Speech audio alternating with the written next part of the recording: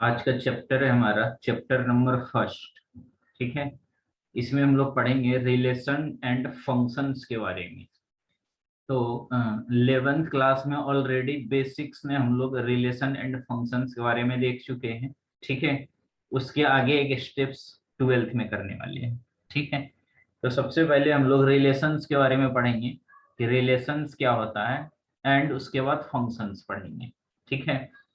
अब relations different different types के relations होते हैं प्रैक्टिकल लाइफ में। ठीक है। जैसे हस्बैंड वाइफ का, ब्रदर एंड ब्रदर का, ब्रदर एंड सिस्टर का, सिस्टर एंड ब्रदर का, फ्रेंड एंड फ्रेंड का। ठीक है। तो ऐसे डिफरेंट डिफरेंट टाइप के रिलेशनशिप, ठीक है, अवेलेबल है। पर अपन यहाँ पे मैथमेटिकल रिलेशंस पढ़ेंगे कि मैथमेटिक्स में रिलेशन क्या होता है। ठीक है। तो इसका बेसिक्स सर डेफिनेशन हम लोग देखते हैं कि बेसिक डेफिनेशन क्या है रिलेशन का। तो लिखना इसमें पहला पॉइंट में first, relations.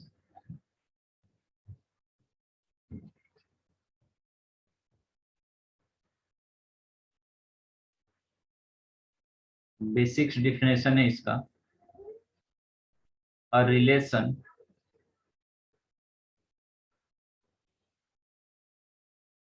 Are, a relation are on a set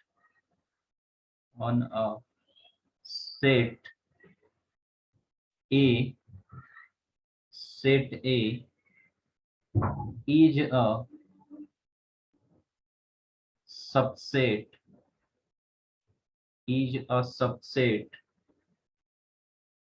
of the Cartesian product,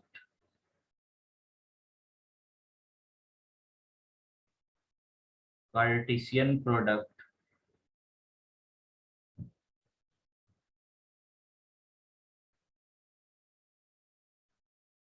A cross A। ठीक है। ये हमारा बेसिक डेफिनेशन है रिलेशन का। तो क्या बोल रहा है, अ रिलेशन आर, रिलेशन को हम लोग कैपिटल आर से रिप्रेजेंट करते हैं, on the set A, set A का, is a subset of the Cartesian product A by A, यानी ए क्रॉस ए का क्या है, सबसेट है। ठीक है। अब ये कार्टेशियन प्रोडक्ट तो ऑलरेडी अपन पढ़ चुके हैं। ठीक है। कार्टेशियन प्रोडक्ट क्या होता है कि जैसे मान लो एक सेट ए है। ठीक है। ए सेट के अंदर मान लो एलिमेंट हमारा 1 2 3। ठीक है। तो इसका कार्टेशियन प्रोडक्ट निकालना है ए का ए के साथ। ठीक है। तो ए क्रॉस ए का, तो टोटल कितने हमारा आ जाएंगे सबसेट्स, तो ये आ जाएगा 1 का 1 के साथ, 1 का 2 के साथ, 1 का 3 के साथ। ठीक है। तो ऐसा हमारा टोटल 8 आ जाएंगे। ठीक है। यानी 1 कॉमा 1 आ जाएगा। ठीक है। 1 कॉमा 2 आ जाएगा, 1 कॉमा 3 आ जाएगा, 1 का 1 2 3 के साथ, फिर 2 का 1 के साथ, 2 कॉमा 1, 2 कॉमा 2, 2 कॉमा 3, फिर 3 का 1 के साथ, 3 का 2 के साथ, और 3 का 3 के साथ। तो टोटल कितने आ गए, 9। 1 2 3 4 5 6 7 8, 8 आ गया, बराबर है। तो हमारा टोटल ये हमारा क्या है, कार्टेशियन प्रोडक्ट है। ठीक है। तो रिलेशन क्या होता है कि कार्टेशियन प्रोडक्ट का सबसेट होता है। ठीक है। यानी इसी में से, ठीक है, कुछ एलिमेंट्स इसमें लाई करेगा। ठीक है। तो सबसेट मतलब यही होता है कि ए अगर बी का सबसेट है, तो ए का सारा एलिमेंट बी में अवेलेबल होना चाहिए। ठीक है। तो रिलेशन क्या हो रहा है कि रिलेशन जो है वो कार्टेशियन प्रोडक्ट का सबसेट है। ठीक है। यानी इसी में से हमारा आ जाएगा। ठीक है। तो उसको बोलते हैं हम लोग रिलेशंस। ठीक है। तो ये है तुम्हारा कार्टेशियन प्रोडक्ट, और रिलेशन इसका सबसेट है। तो ये हमारा बेसिक डिफिनेशन है रिलेशंस का। ठीक है। जो ऑलरेडी अपने को पता है कार्टेशियन प्रोडक्ट। ठीक है। अब देखो नेक्स्ट, अब हम लोग देखते हैं कि टाइप्स ऑफ रिलेशन कितने टाइप्स के होते हैं। ठीक है। तो पॉइंट नंबर 2 में लिखना टाइप्स। अब टाइप्स ऑफ रिलेशंस में हमारा आ जाता फर्स्ट टाइप,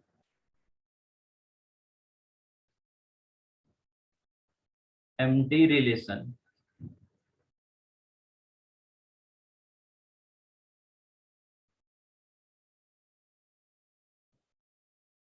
सेकंड में आ जाता है universal relation.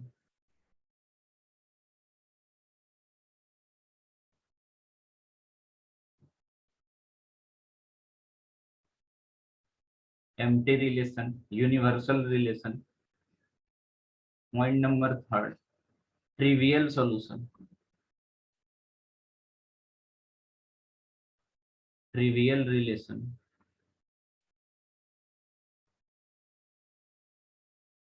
Point number fourth में आ जाएगा reflexive relation.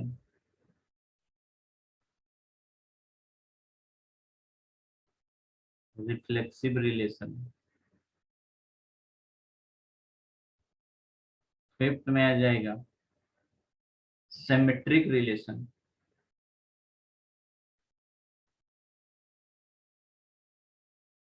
Symmetric relation.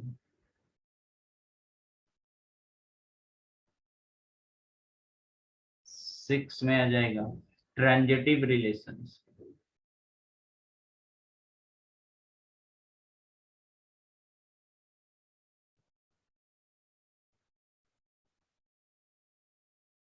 Transitive relation. और लास्ट पॉइंट है, सेवंथ पॉइंट में आ जाएगा इक्विवेलेंस रिलेशन।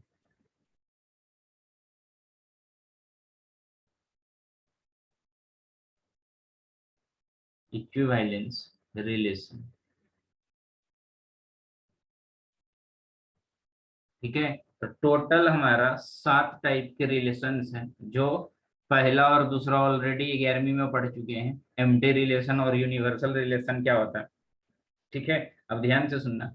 एम्प्टी रिलेशन मतलब क्या होता है कि ऐसा रिलेशन जो कोई रिलेशन ही नहीं बना रहा है। ठीक है, जैसे एम्प्टी सेट होता था वैसे एम्प्टी रिलेशन होता है। ठीक है, तो ऐसा रिलेशन जिसमें कोई रिलेशन एग्जिस्ट ही नहीं करेगा तो उसको हम लोग एम्प्टी रिलेशन बोलेंगे। और यूनिवर्सल रिलेशन मतलब हर एक रिलेशन, ठीक है, जितने भी टाइप के रिलेशन है सारा का सारा एग्जिस्ट करेगा तो उसको बोलेंगे हम लोग यूनिवर्सल रिलेशन। ठीक है, ट्रिवियल रिलेशन क्या होता है, तो एम्प्टी रिलेशन और यूनिवर्सल रिलेशन दोनों को मिला देते हैं तो उसमें वो आ जाता है हमारा trivial solution, sorry trivial relation. ठीक है, तो ट्रिवियल रिलेशन में हमारा एम्प्टी एंड यूनिवर्सल दोनों इन्वॉल्व हो जाएगा तो उसको बोलेंगे हम लोग ट्रिवियल रिलेशन। ठीक है, ये तीन तो ऑलरेडी पहले पढ़ चुके हैं। ठीक है, अब यहाँ पे मेन इंपॉर्टेंट जो है वो हमारा फोर्थ से लेके सेवन तक, ये काफी इंपॉर्टेंट है। ठीक है, ये जनरली पेपर में पूछता भी है और इम्पोर्टेंट भी है। ठीक है, तो अपने को मेन पढ़ना है रिफ्लेक्सिव रिलेशन क्या होता है, सिमेट्रिक रिलेशन क्या होता है और ट्रांजिटिव रिलेशन क्या होता है। ठीक है, अब जरा ध्यान से देखोगे ने, जैसे मैंने क्या बोला कि एम्प्टी रिलेशन और यूनिवर्सल रिलेशन को मिला के ट्रिवियल रिलेशन बनता है, तो वैसे ही ये तीन को मिला दोगे, reflexive relation, symmetric relation and transitive relation. ठीक है, तो तीनों को मिला दोगे तो हमारा क्या बन जाएगा, इक्विवेलेंस रिलेशन। तो equivalence relation is equals to हो जाएगा reflexive relation plus symmetric relation plus transitive relation. ठीक है, प्लस नहीं बोलते, मतलब इक्विवेलेंस रिलेशन के अंदर ये तीनों रिलेशन आ जाता है, रिफ्लेक्सिव भी, सिमेट्रिक भी और ट्रांजिटिव भी आ जाएगा। ठीक है, तो मेनली अपने को ये तीन रिलेशन देखना है, रिफ्लेक्सिव क्या होता है, सिमेट्रिक क्या होता है एंड ट्रांजिटिव क्या होता है। ठीक है, यहाँ तक समझ गया, इसमें कोई डाउट है। हाँ सर। अब हम लोग सबसे पहले पढ़ते हैं कि एम्प्टी रिलेशन क्या होता है। पहला, फर्स्ट पॉइंट में लिखना, फर्स्ट रिलेशन इसका डेफिनेशन लिखो। Empty relation,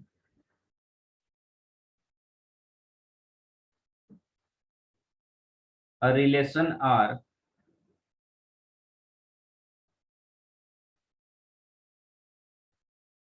a relation are in a set, in a set A is called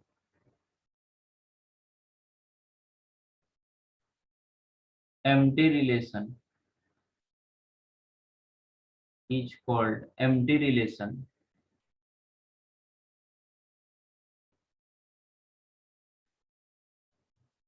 if no element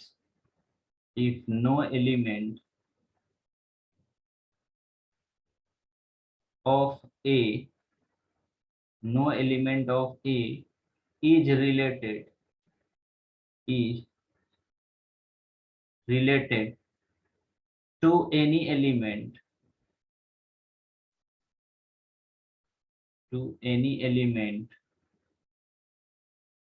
of A।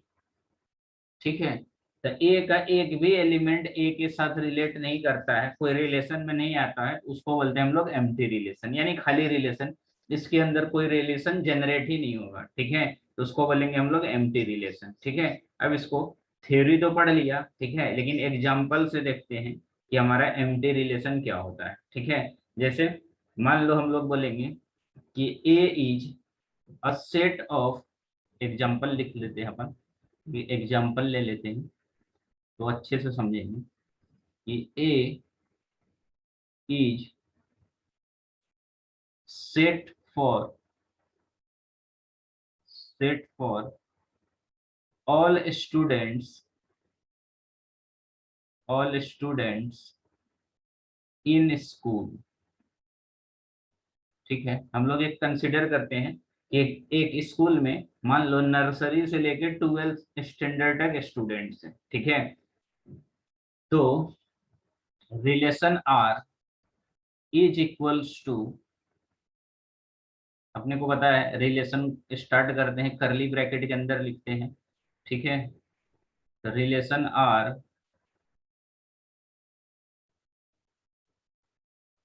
A comma B such that difference between age of A and B age of A and B is more than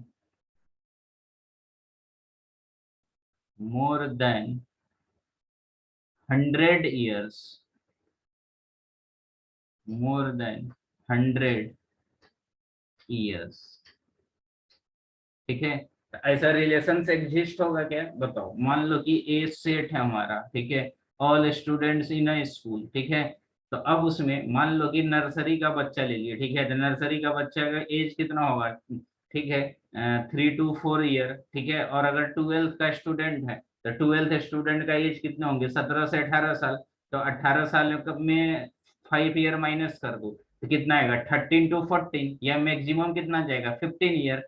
इससे ज्यादा तो difference आएगा ही नहीं। लेकिन ये क्या बोल रहा है, the difference between as A and B. ठीक है, तो ए मान लो नर्सरी का स्टूडेंट है और बी 12th का स्टूडेंट है, सबसे लोअर और सबसे हाईयर। ठीक है, दोनों का difference more than 100 year, more than 100 year तो कभी होगा ही नहीं। ठीक है, तो हमारा हम लोग बोलेंगे कि ये रिलेशन एग्जिस्ट ही नहीं होगा। ऐसे रिलेशन को बोलते हैं हम लोग एम्प्टी रिलेशन। ठीक है, समझ गया। हाँ सर। नेक्स्ट पॉइंट में लिखो यूनिवर्सल रिलेशन। अब यूनिवर्सल रिलेशन इसका एकदम उल्टा हो जाता है। पॉइंट नंबर 2 में लिखना, second point, universal relation.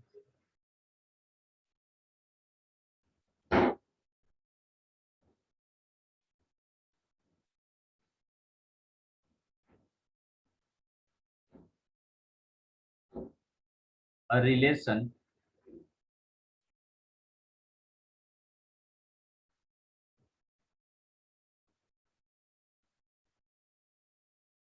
R in a set A is called universal relation.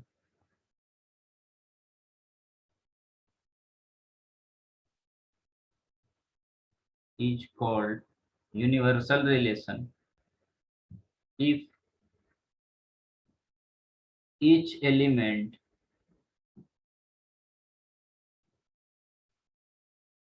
Of A is related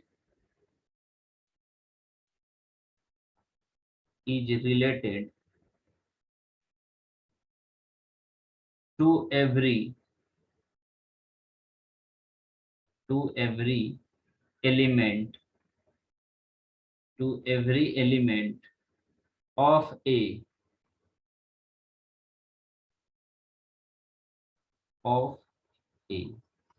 ठीक है, तो यूनिवर्सल का देखो हमारा क्या है definition, a relation R is the set A is called universal relation if each element of A का हर एक एलिमेंट रिलेटेड होगा किसके साथ, ए के साथ, एवरी एलिमेंट ऑफ ए के साथ, तो हमारा यूनिवर्सल रिलेशन कहलाएगा। यानी जितने टाइप के रिलेशंस है सारा इसमें पॉसिबल होगा, ठीक है, यूनिवर्सल में। ठीक है, यानी हम लोग बोल सकते हैं कि ब्रह्मांड में जितने टाइप के रिलेशंस है सारा का सारा इसमें आ जाएगा यूनिवर्सल में, तो इसी को बोलते हैं हम लोग यूनिवर्सल रिलेशंस। ठीक है, फॉर एग्जांपल में हम लोग देखते हैं, अब कुछ भी एग्जांपल ले लेंगे वो सारा का सारा सेटिस्फाइड करेगा। जैसे मान लो कि वही स्कूल वाला ही एग्जांपल लेते हैं, A is set of A is set of A is set for all students in school,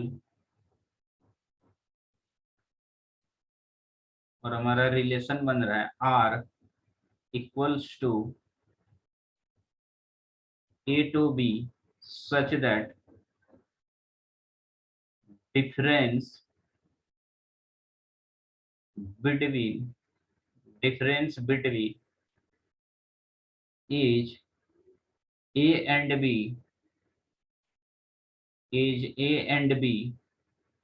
is less than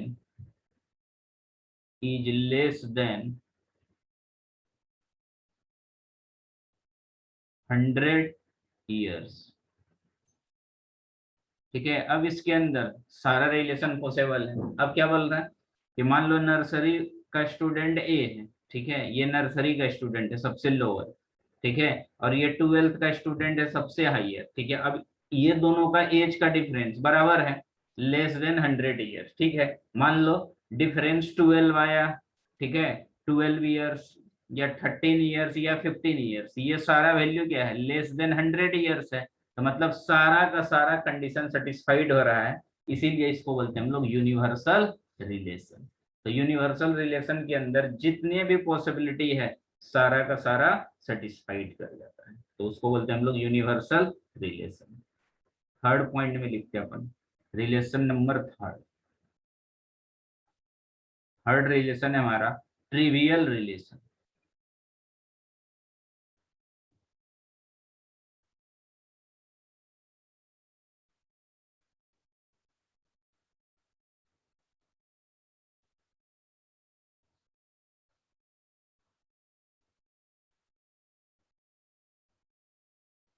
trivial relation का डेफिनेशन लिखना, both the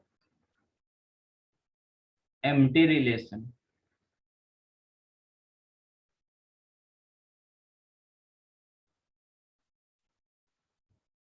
and the universal relation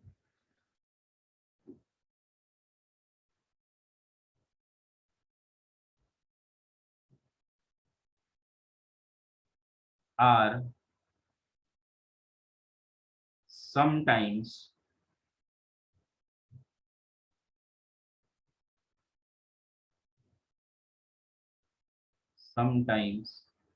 called trivial solution, sorry, trivial relation, trivial relations।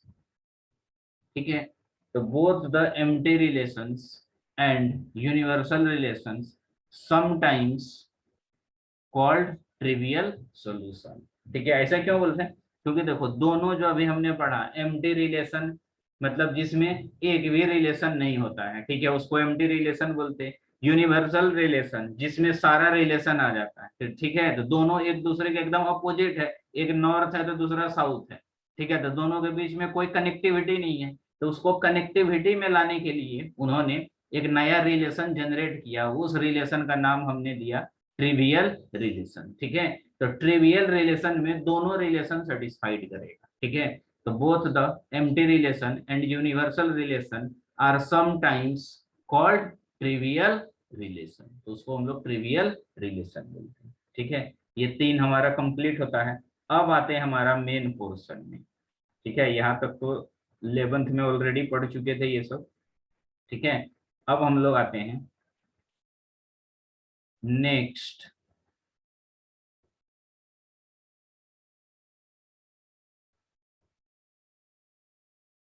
Reflexive relation. First हम लोग देखते हैं reflexive relation, ठीक है। अब देखो रिलेशन को लिखने का तरीका भी थोड़ा सा हम लोग सीख लेते हैं कि रिलेशन को लिखते कैसे हैं। जैसे मान लो नोट करके लिखना,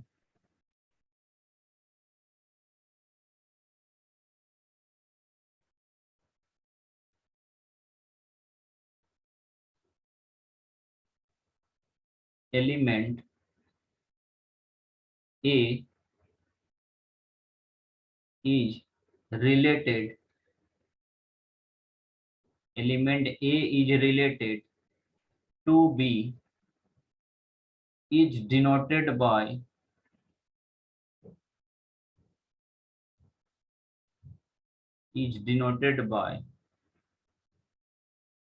AB belongs to R for relation, real number नहीं रिलेशन, और इसको हम लोग लिख सकते हैं और करके ए रिलेशन बी, ठीक है।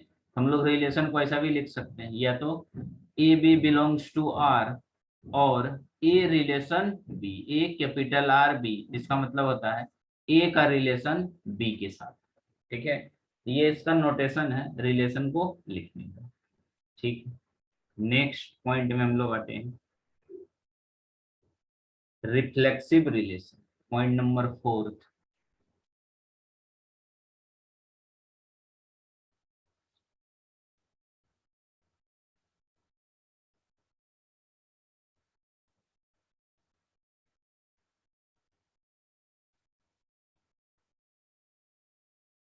रिफ्लेक्सिव रिलेशन, अब रिफ्लेक्सिव रिलेशन में ध्यान से समझना कि रिफ्लेक्सिव रिलेशन क्या होता है। सबसे पहले रिफ्लेक्सिव का मतलब क्या होता है कि जैसे मान लो कि अपन मिरर के सामने खड़ा है, ठीक है। तो अपना ही इमेज बनेगा, तो उसी को बोलते हैं हम लोग रिफ्लेक्शन, ठीक है। तो रिफ्लेक्सिव रिलेशन जो होता है, ठीक है, जैसे मान लो एक एलिमेंट ए लिया, तो ए को ही रिफ्लेक्ट करेगा, ठीक है। तो ए कॉमा ए क्या कहलाएगा हमारा रिफ्लेक्सिव रिलेशन कहलाएगा, ठीक है। रिफ्लेक्शन मतलब सेम सेम, ठीक है, मिरर इमेज बनाता है, तो उसी को बोलेंगे हम लोग रिफ्लेक्सिव रिलेशन। इसमें एक लाइन थ्योरी लिखना, a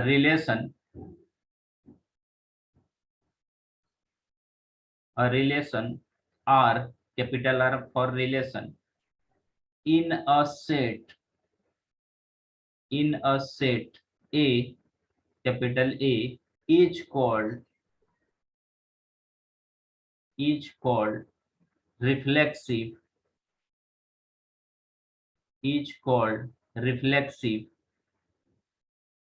if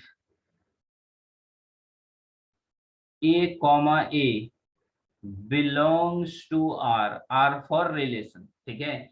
A का इमेज ए आ रहा है, ठीक है। A comma A belongs to R relation for every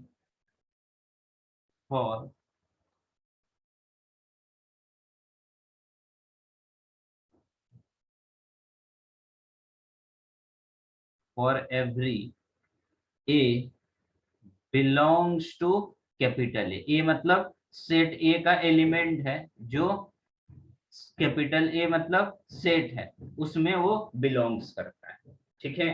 तो इसको बोलते हैं हम लोग रिफ्लेक्सिव रिलेशन। रिफ्लेक्सिव रिलेशन का मतलब होता है सेम सेम, ठीक है। जैसे मान लो हमने ए कोमा ए लिया, 2 का 2 के साथ, 3 का 3 के साथ, 4 का 4 के साथ, तो ये एग्जांपल से हमारा रिफ्लेक्सिव रिलेशन का, रिफ्लेक्सिव रिलेशन मतलब मिरर रिलेशन बन रहा है, यानी मिरर इमेज बन रहा है, ठीक है, उसी को बोलते हैं हम लोग रिफ्लेक्सिव रिलेशन। फॉर एग्जांपल देखते हैं, तो ये इसका डेफिनेशन हुआ।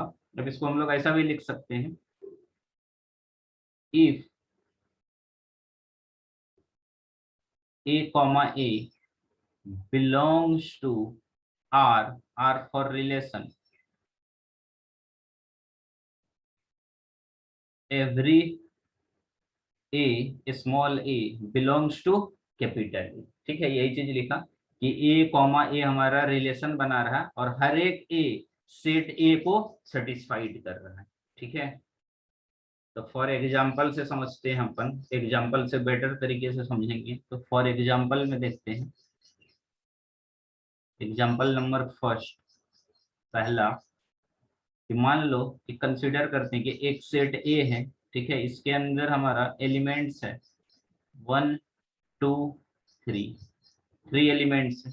ठीक है, अब इसका रिलेशन जो बन रहा है वो रिलेशन दिया है capital R is equals to 1,1, sorry 1,2 2 3 3 1 2 1 1 3 1 1 2 2 3 3। ठीक है, ये कोई रिलेशन दिया है आर रिलेशन, और अपने को पूछ रहा है कि ये रिफ्लेक्सिव है कि नहीं। ठीक है, तो रिफ्लेक्सिव का हमने डेफिनेशन क्या पढ़े हैं, रिफ्लेक्सिव का डेफिनेशन पढ़ा है कि ए कॉमा ए यानी सेम सेम बिलोंग्स टू किस में होना चाहिए, आर में, यानी रिलेशन में। ठीक है, और ये जो स्मॉल ए है ये बिलोंग्स टू क्या करना चाहिए, सेट ए के अंदर। यही डेफिनेशन है हमारा किसका, रिफ्लेक्सिव का। अब देखो सेट ए के अंदर कितना एलिमेंट्स है, 3 एलिमेंट्स, 1 2 3। ठीक है, तो वन का अब इससे रिलेशन क्या बनेगा हमारा, इससे रिलेशन बनेगा पहला वाला 1,1, ठीक है, फिर 2 का 2,2, फिर 3 एलिमेंट का 3,3, यानी ये 3 रिलेशन हमारा अवेलेबल होना चाहिए किसमें, आर में, तभी रिफ्लेक्सिव होना चाहिए। तो चेक करते हैं कि है कि नहीं है। तो 1,1, तो देखो 1,1 है 2,2 2,2 भी है, 3,3 3,3, यानी तीनों है। बाकी कुछ भी रहे उससे अपने को मतलब नहीं है, लेकिन हमारा जो मिनिमम रिक्वायरमेंट है सेट ए का, क्या रिक्वायरमेंट है, 1 2 3, इसका रिफ्लेक्सिव है कि नहीं है। तो 1 का रिफ्लेक्सिव 1,1 हो जाएगा, 2 का रिफ्लेक्सिव 2,2, 3 का रिफ्लेक्सिव 3,3। तो ये तीनों सेट्स है कि नहीं, तो है, तो हम लोग बोलेंगे कि आर जो है वो कैसा है, रिफ्लेक्सिव सेट है, यानी रिफ्लेक्सिव रिलेशन को सेटिस्फाइड करता है। हम लोग बोलेंगे कि ये क्या है, रिफ्लेक्सिव। अदरवाइज रिफ्लेक्सिव नहीं होता, अगर सेटिस्फाइड नहीं करता तो रिफ्लेक्सिव नहीं होता। समझा एग्जांपल पहला, फर्स्ट। हाँ। देखो सेकंड एग्जांपल देखते हैं, एग्जांपल नंबर 2। सेकंड है सेट ए सेम है 1 2 3। अब एक नया रिलेशन लेते हैं R1। R1 रिलेशन के अंदर जो एलिमेंट्स हैं 1 2 2 3 3 1 2 1 1 1।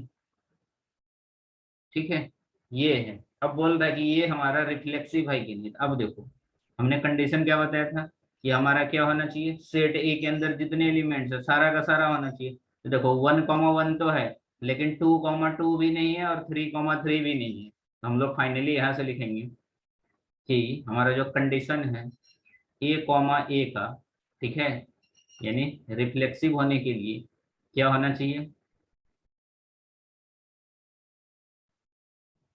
ए comma A does not belongs to R, R में नहीं है।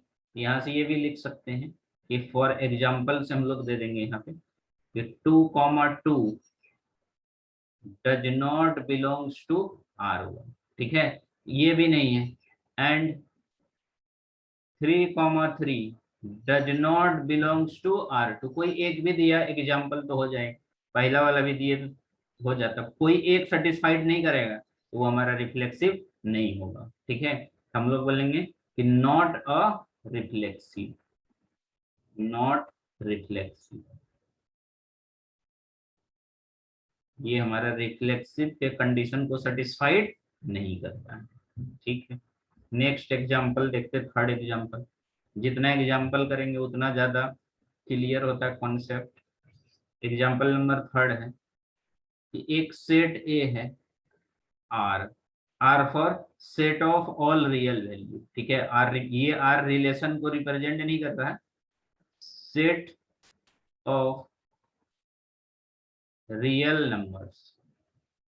ठीक है, ये रिप्रेजेंट कर रहा है सेट ऑफ रियल नंबर्स को, और हमारा रिलेशन है, मान लो R2 रिलेशन दिया हुआ है, ये रिलेशन है A B such that A less than equals to B. ठीक है, ये रिलेशन दिया है कि हमारा A less than equals to B होना चाहिए। ठीक है, अब देखो हम लोग चेक करते हैं, अब 1 रखेगा तो बी भी हमारा 1 होगा, या तो ए बी से छोटा होगा या इक्वल होगा, तो इक्वल्स टू वाला तो कंडीशन सेटिस्फाइड होता है, यानी ए बी के बराबर होगा तो बराबर है हमारा। अगर 1 रखेगा तो ए भी 1 आएगा और बी भी 1 आएगा, 2 रखेगा तो ए भी 2 आएगा, बी भी 2 आएगा, तो हर एक कंडीशन सेटिस्फाइड करता है, इक्वलिटी होने के कारण ये सेटिस्फाइड करता है। ठीक है, लेकिन मान लो इक्वलिटी हटा देते, सिर्फ लेस देन रखता, तब ये हमारा रिफ्लेक्सिव नहीं होता। तो हम लोग यहाँ पे फाइनली लिख देंगे कि A comma A belongs to R2, यानी ए कॉमा ए जो रिफ्लेक्सिव है वो रिलेशन 2 को सेटिस्फाइड करता है, तो सेटिस्फाइड करता है तो ये रिफ्लेक्सिव है, is a reflexive relation, otherwise reflexive नहीं होगा। अगर मान लो यहाँ पे इक्वल टू का साइन हटा देंगे तो नॉट रिफ्लेक्सिव, तो ये हमारा रिफ्लेक्सिव नहीं होगा। ठीक है, ये था हमारा रिफ्लेक्सिव रिलेशंस का कुछ एग्जांपल्स। ठीक है, एक आध और एग्जांपल देख लेते। Example number fourth, fourth example में हम लोग देख रहे हैं कि जैसे मान लो कि एक सेट ए है, ए इक्वल्स टू आर, आर मतलब रियल नंबर्स ले लेते हैं हम लोग। ठीक है, और हमारा रिलेशन कुछ मान लो R3, कुछ भी रिलेशन ले लेते हैं, R3 रिलेशन दिया है A comma B such that B equals to A plus 1।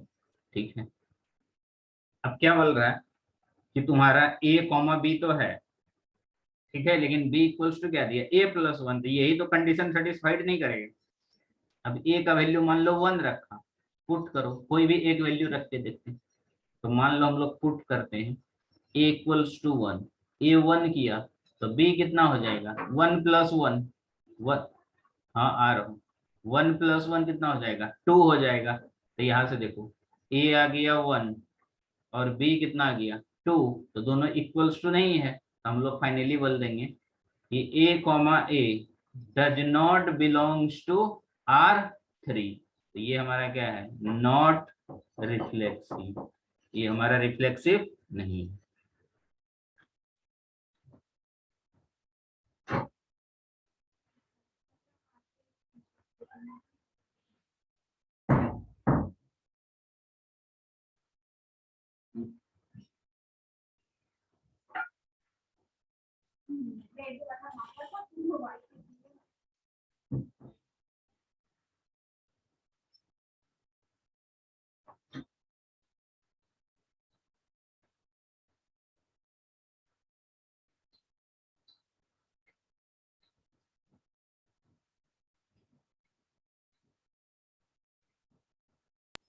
लिख लिया सर।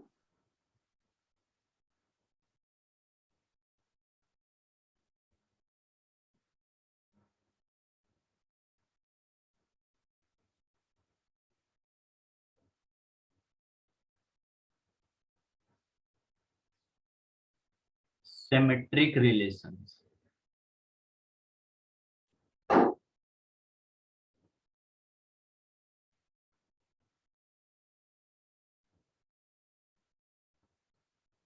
देखो नाम से ही पता चल रहा है कि सिमेट्रिक क्या होता है, ठीक है। तो सिमेट्रिक क्या होता है, जैसे मान लो कि अपन कोई बुक है, ठीक है, बुक को अगर मान लो कि जहां से फोल्ड हो रहा है, ठीक है, तो left hand and right hand side, ठीक है, दोनों क्या है, सिमेट्रिक है। अगर फोल्ड करेंगे हम लोग तो वो सिमेट्रिक है। तो ऐसे बहुत सारे एग्जांपल्स है सिमेट्रिक का, ठीक है। जैसे मान लो हम लोग कोई भी पत्ता देखते हैं, ठीक है, वो भी सिमेट्रिक फॉर्म में रहता है। बीच से देखोगे फोल्ड करेगा तो दोनों साइड हमारा सेम सेम आता है, ठीक है।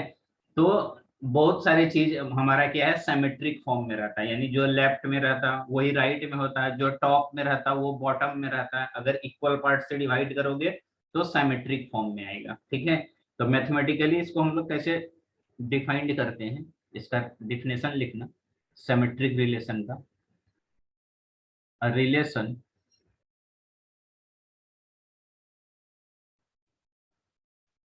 are a relation are in set A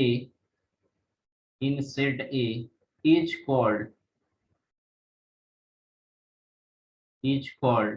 symmetric, is called symmetric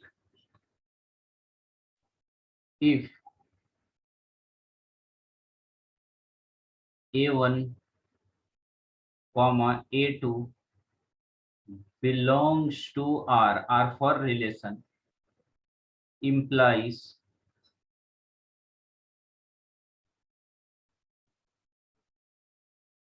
A2 comma A1 also belongs to R relation R for all A1 A2 belongs to A। इसको बोलते हैं हम लोग सिमेट्रिक रिलेशन।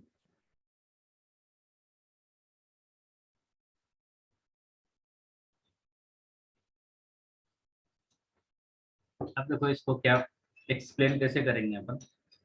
क्या बोल रहा है, रिलेशन आर, कोई रिलेशन हमारा आर है इन सेट ए के अंदर is called symmetric if A1 comma A2 belongs to R. अगर हमारा मान लेते हैं कि दो नंबर्स है A1 A2, ठीक है, ये बिलोंग्स करता है रिलेशन आर को, इम्प्लाइज, यहां से मैं लिखता हूं, ऐसा लिखेंगे कि अगर मान लो कि A1 comma A2 belongs to R implies A2 comma A1 interchange करने के बाद, अभी A1 कॉमा A2 है, अब ये दोनों को इंटरचेंज कर दिए A2 और A1 को, तो क्या आ जाएगा A2 comma A1 also belongs to R, ठीक है। अगर उसको इंटरचेंज करने के बाद भी सेम रिलेशन को सेटिस्फाइड करता है for all value of A1 and A2 के लिए, तो हम लोग बोलेंगे कि हमारा जो ये रिलेशन है वो सिमेट्रिक रिलेशन को सेटिस्फाइड करता है। अदरवाइज सिमेट्रिक रिलेशन को सेटिस्फाइड नहीं करेगा। अगर इसको इंटरचेंज करने के बाद सेम रिलेशन में नहीं आता है तो वो सिमेट्रिक रिलेशन नहीं कहलाएगा, ठीक है। तो फॉर एग्जांपल हम लोग देखते हैं ये थ्योरी को और अच्छे से समझने के लिए फर्स्ट एग्जांपल हमारा, एग्जांपल नंबर पहला,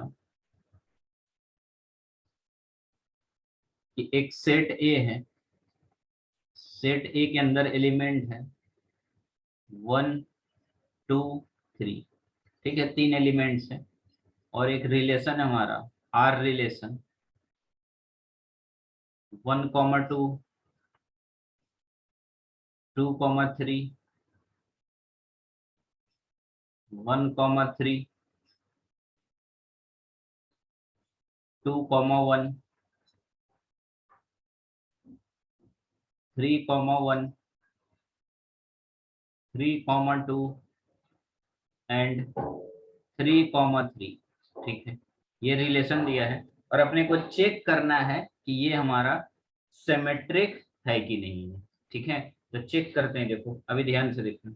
अब इसमें से सबसे पहले तुम कोई भी टोटल कितने एलिमेंट्स हैं, सेट ए के अंदर 3 एलिमेंट्स हैं, कोई 2 एलिमेंट्स ले लो। जैसे मान लो मैं पहला ही लेता हूँ, हर एक कंडीशन चेक करना पड़ेगा अपने।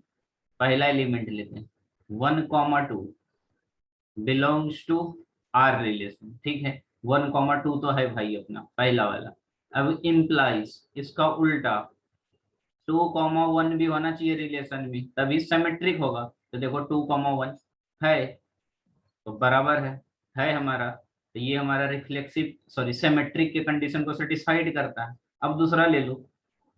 अब कोई बोलेगा कि नहीं 1,2 नहीं लेंगे 1,3 लेंगे, तो ठीक है 1,3 लेके चेक करो।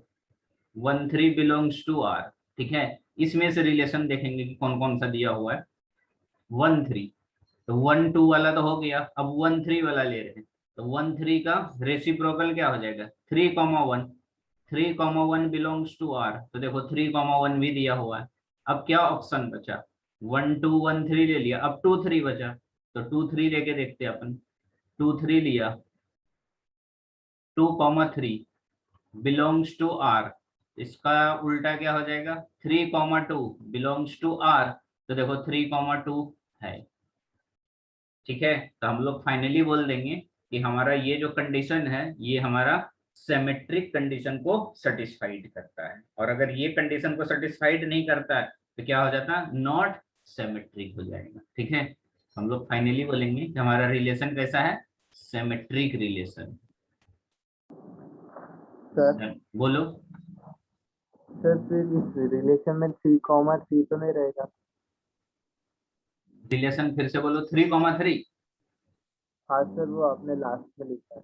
नहीं, अपन देखो ये जो रिलेशन है ना, रिलेशन के अंदर कितने भी एलिमेंट्स हो अपने को उससे मतलब नहीं है। ये सेट के अंदर जो एलिमेंट्स है उसका रिलेशन सेटिस्फाइड होना चाहिए, ठीक है। अगर मान लो तुम बोलेगा 3,3 है तो देखो ना ये भी सेटिस्फाइड करता है।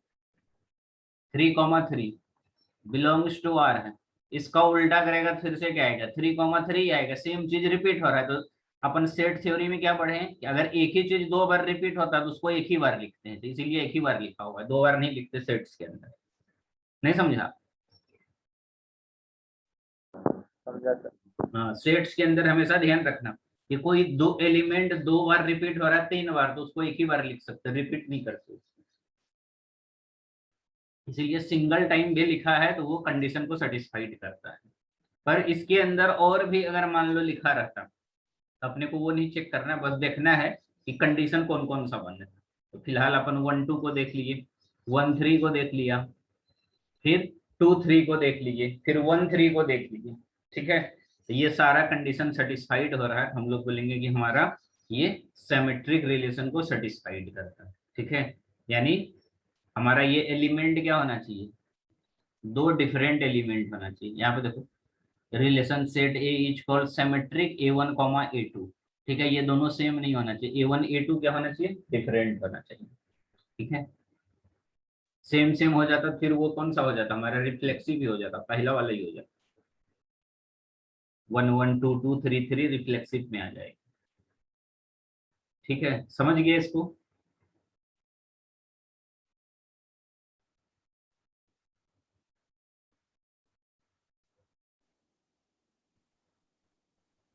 इसमें डाउट है कोई?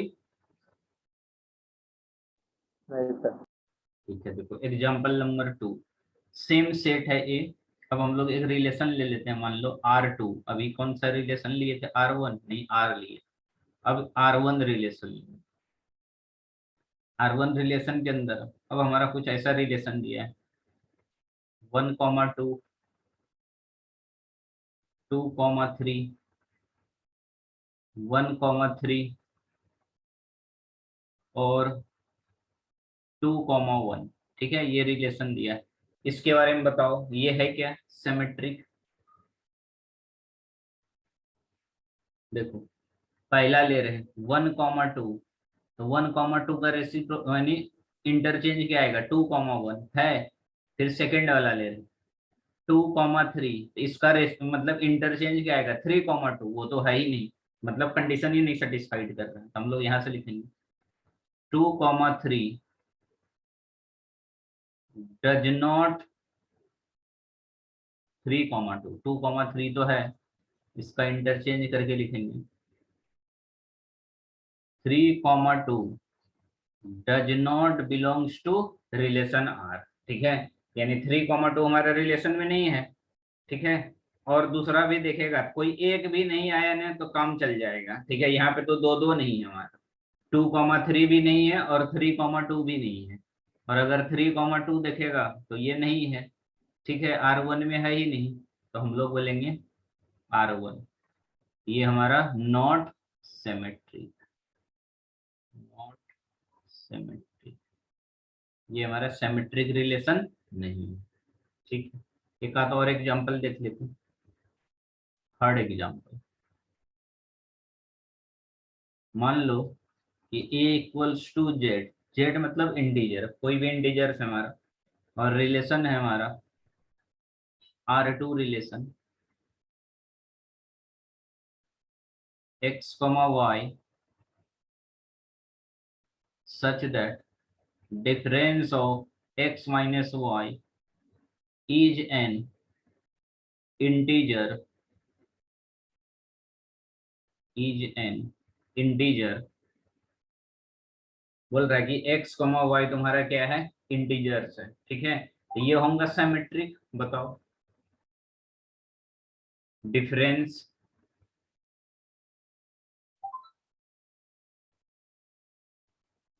हाँ सर। होगा, क्योंकि देखो कोई भी लो ना, दो दो तीन एग्जांपल से ही पता चल जाएगा। जैसे मान लो कि 1,2 ही लेते हैं। ठीक है, तो 1,2 बिलोंग्स टू रिलेशन R2। ठीक है, ऐसा एग्जांपल ले लेते हैं कि 1,2 रिलेशन में। ठीक है, तब इसका डिफरेंस, डिफरेंस क्या देखना है अपने को, x माइनस वाई, तो पहला वाले को x कंसीडर करते हैं और दूसरा वाले को y, तो इसका डिफरेंस कितना आ जाएगा, 1 - 2, यानी -1 आ जाएगा डिफरेंस। तो -1 तो है इंटीजर, ये है इंटीजर। ठीक है, और दूसरा एग्जांपल ले लेते हैं। जैसे मान लो कि कुछ और ले लेते हैं, 2,1। ठीक है, तो 2,1 मान लो कंसिडर करते हैं कि ये रिलेशन 2 में है। इसका डिफरेंस ये x है और ये y है, और अपने को बोल रहा है यहाँ पे x माइनस वाई, तो 2 - 1 + 1, ये भी इंटीजर है, तो मतलब कंडीशन को सेटिस्फाइड कर रहा है। कोई भी एग्जांपल ले रहे हैं सेटिस्फाइड कर रहा है, हम लोग बोलेंगे ये कैसा है, सिमेट्रिक रिलेशन, सिमेट्रिक रिलेशन को सेटिस्फाइड करता है। ठीक, नेक्स्ट हम लोग आते हैं इसके बाद,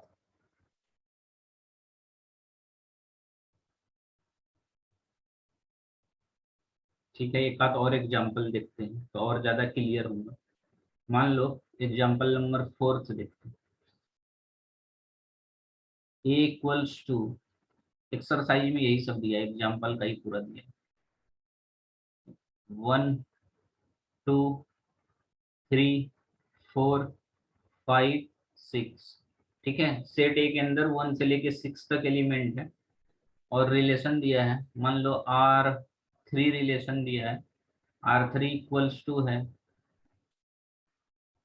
x, y such that y is divisible, y is divisible by x। ठीक है, y से x डिविजिबल है, डिविजिबल बाय x। ठीक है, तो चेक करना है कि सिमेट्रिक है कि नहीं, है क्या सिमेट्रिक, बताओ। y is divisible by x, नहीं सर। नहीं होगा। देखो जैसे for example 2,4 belongs to relation R3। ठीक है, तो 4 2 से डिविजिबल हो जाएगा, मतलब ये ट्रू है, ये वाला सही है। लेकिन इसका उल्टा ले लो, जैसे 4,2 लेंगे, तो हम लोग यहाँ से बोलेंगे 4,2 does not belongs to R3, यानी हमारा 2 4 से डिविजिबल नहीं है। तो हम लोग बोलेंगे ये जो एग्जांपल है नॉट सिमेट्रिक, नॉट सिमेट्रिक, ये हमारा सिमेट्रिक नहीं। ठीक है, अब हम लोग आते हैं लास्ट रिलेशन, लास्ट है ट्रांजिटिव रिलेशन। ठीक है, तो कौन कौन सा देखें, सबसे पहले हमने देखा एम्प्टी रिलेशन क्या होता है, फिर उसके बाद देखे हम लोग यूनिवर्सल रिलेशन, फिर थर्ड में देखा ट्रिवियल रिलेशन, फोर्थ में देखे हम लोग, फोर्थ में कौन सा देखे, रिफ्लेक्सिव रिलेशन, एंड फिफ्थ में सिमेट्रिक रिलेशन एंड 6 में ट्रांजिटिव रिलेशन। ठीक है, हमारा सेकेंड लास्ट है transitive relation, relation number 6।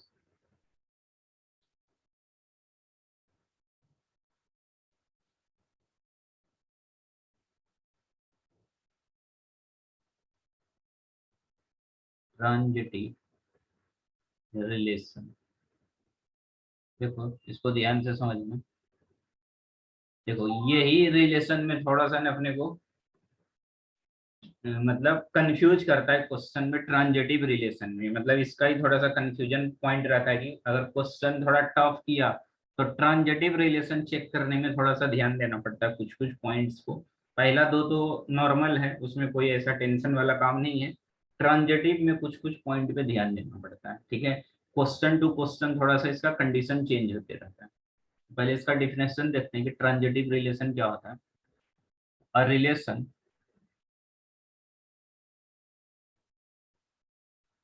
R, capital R, in a set, A, capital A, is called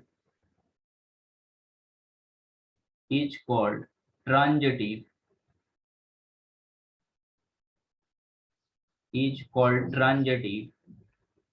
condition है हमारा if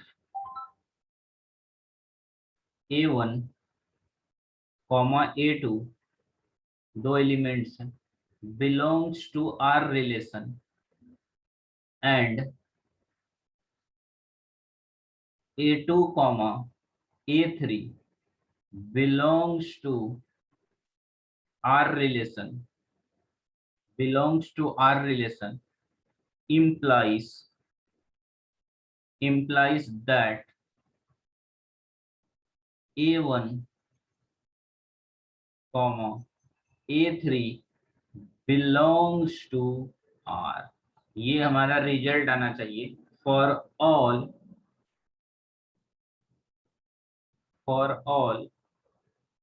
A1 A2 and A3 सारा elements set A के अंदर आना चाहिए। ठीक है, देखो क्या बोल रहा है, हमारा रिलेशन क्या है, ध्यान से समझना। इसको क्या बोला है, इसी को मैं शॉर्ट में बताता हूँ। एक्चुअली क्या बोल रहा है ये कि हमारे पास मान लो कि 1,2 बिलोंग्स टू आर रिलेशन। ठीक है, एंड